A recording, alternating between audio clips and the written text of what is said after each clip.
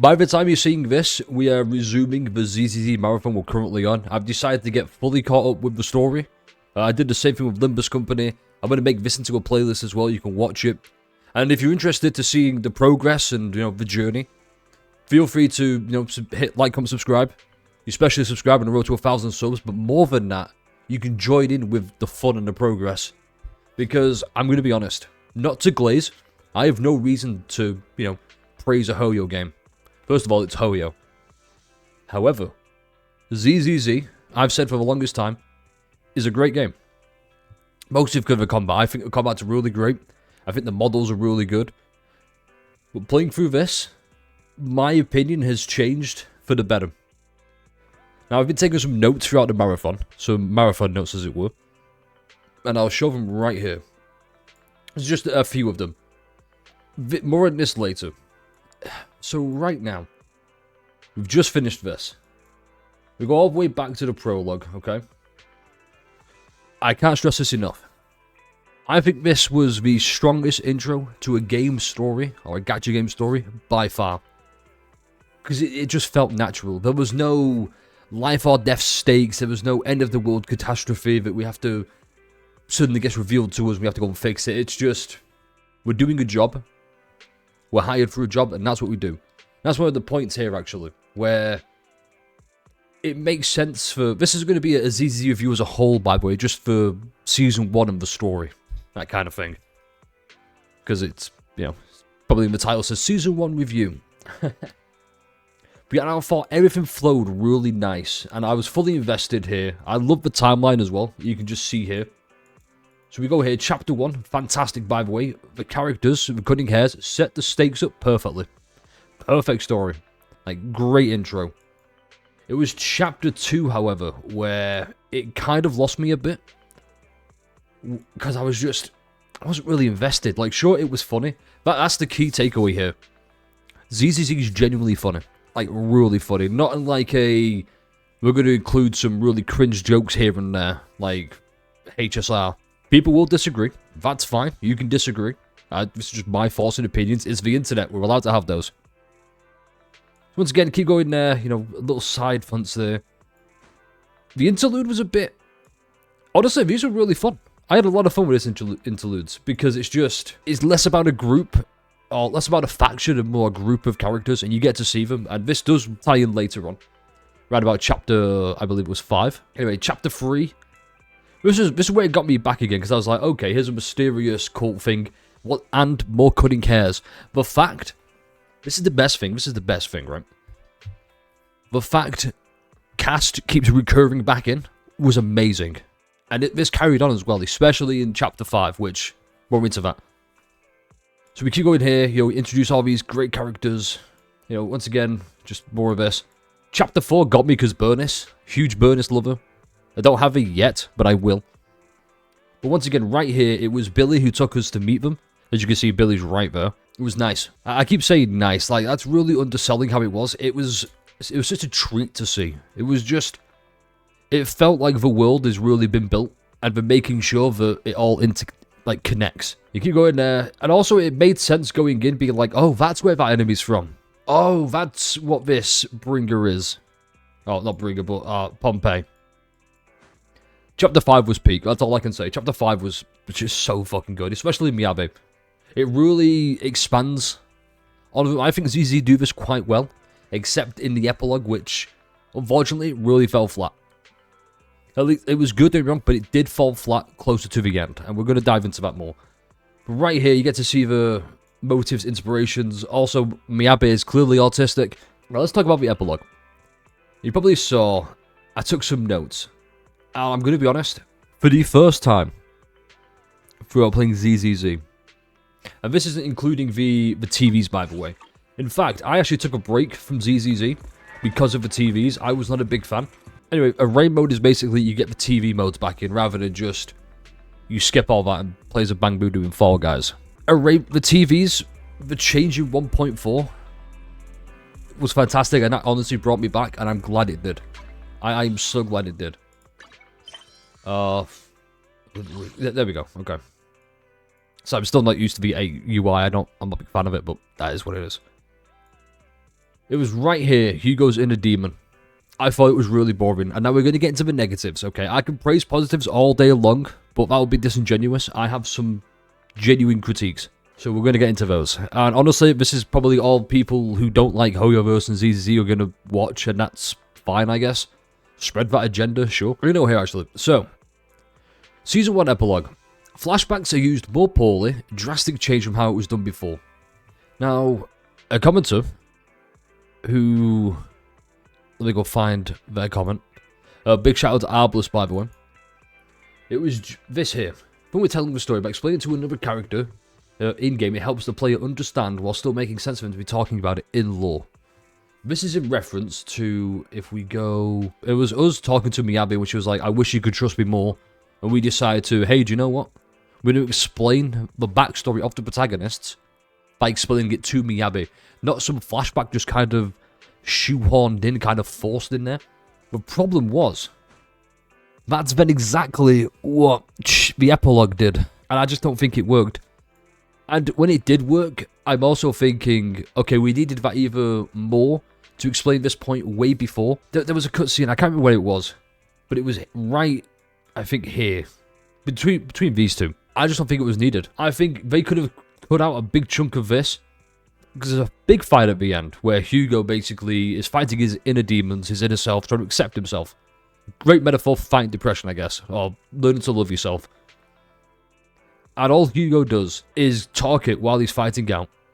And in that 5-minute fight scene, I felt way more engaged with his story than the 20 plus minutes beforehand, where he's just having like hallucinations. I'm just like, okay, that's where it goes back to being like the classic Hoyoverse, like we need to drag this out, we're being paid by the word. I still think it needed it, and it really suffered from it. Another big thing, just let me go back to talk about being funny real quick. I believe I've got it pulled up. There was something about Vivian, real quick, I love Vivian. This chapter, and every chapter really brings to life, I can't stress this enough, really brings to life just how full of life all the characters are.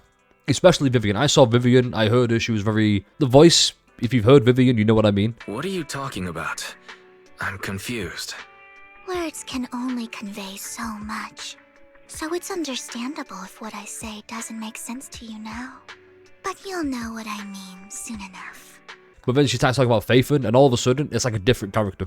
Unbelievable. Lord Phaethon! I've been your biggest fan for years now! Goodness me, Lord Phaethon was right in front of me all along, and I had no idea. This is like a dream. And I was like that for every character. It was so nice. Now, the big story complaint I've got. All throughout chapter 4, until like the midpoint of chapter 5, even to the end point of chapter 5, I liked Phaethon, or the proxies, Wise and Bell, just to clear it up. I liked them because there was nothing special about them. They were just really good at being proxies, and they got hired on jobs, and that's why they were there. They were recommended for the jobs. That really made me like them so much more and resonate with them more, because we're no end of the world crisis that needs a savior, and we're that savior.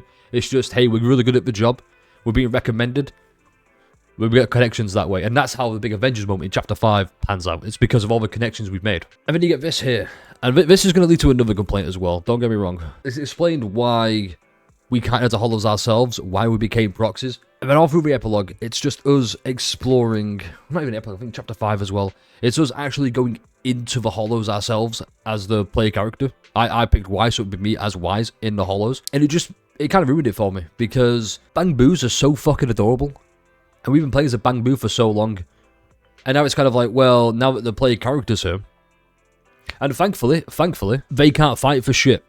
They're just there to help, I guess, without a Bang Boo. So now you have two at once, because Bell could control, Eus goes in.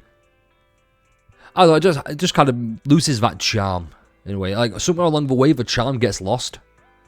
And I don't know how to feel about it. I hope we go back to being the Bang Boos, but what can you do? But right here, it was like, okay, it turns out we were special, which I don't mind as much. Okay, we're special because the teacher gave us something to help us survive, which I hope they're going to this angle of We only have the implants because it's the only way for us to survive the...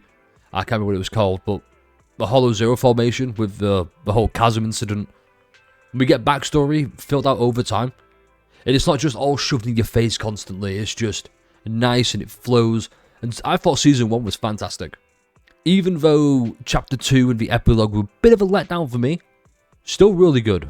Especially by, and I hate saying this, really good, especially by Hoyo standards. Look at Genshin, look at HSR. All I gotta say, just maybe if they come up to ZZZ standards, hey, maybe. And one more thing I wanna briefly touch upon. I've taken a lot of screenshots. Okay? We're gonna start with this one. This was before we get the big showdown with Miyabi. This is then Paper Monument. This way we get some backstory for Bella Wise. There's Miyabi before we see her. Just nice. These are all in-game big Avengers moment. But all just really clean. Like, this was fucking hilarious. This is what I mean, naturally funny. Sure, it's a little bit cringy, you know, step on me, but who doesn't love a good step on me joke, am I right? And we keep going. It's just... the artwork is so phenomenal. I mean, look at this. I even used some of this as thumbnails, which you've probably seen. ZZ just looks so amazing. I can't stress that enough.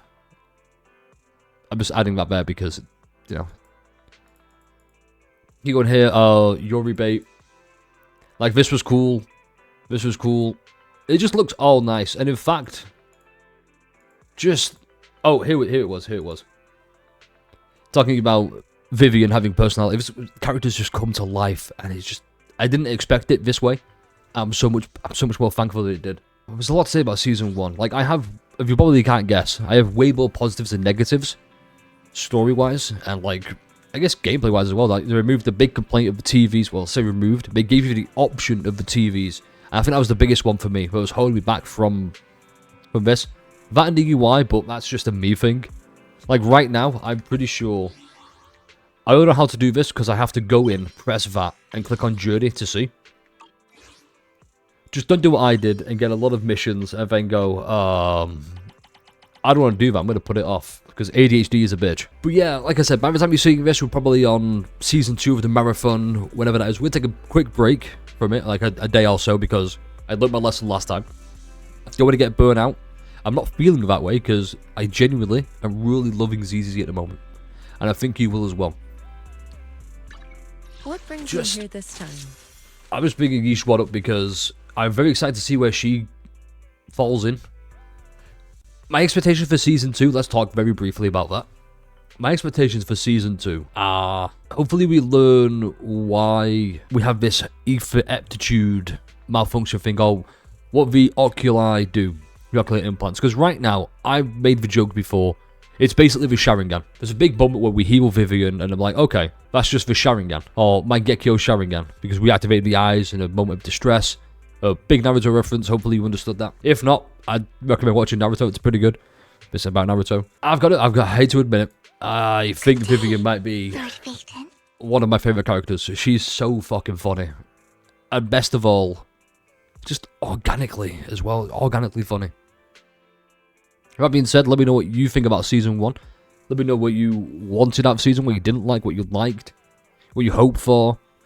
Because I could touch on briefly about the combat, but I think the combat's fantastic. It's probably the best in the genre. And the models, need I say more about the models? I mean, look at how they move. Like, that's so clean. Even Miyabi, even a less goonable character like Miyabi. It just looks all smooth. Like, what else can I say? This is the path Anyway, I having said, follow. like, comment, subscribe. Hopefully you will. Road to 1,000 subs, don't forget. And look forward to a Season 2 review and then a review of ZZZ as a whole.